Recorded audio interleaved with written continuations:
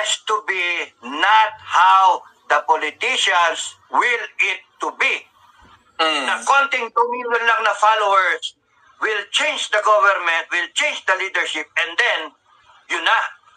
And then, we go back to our daily life na yung totoong taong bayan, hindi man lang makapunta sa kalsada, hindi makapunta kasi may trabaho, hindi maka-off kasi hand-to-mouth existed. Kailangan yung pera, walang ano sa kalsada.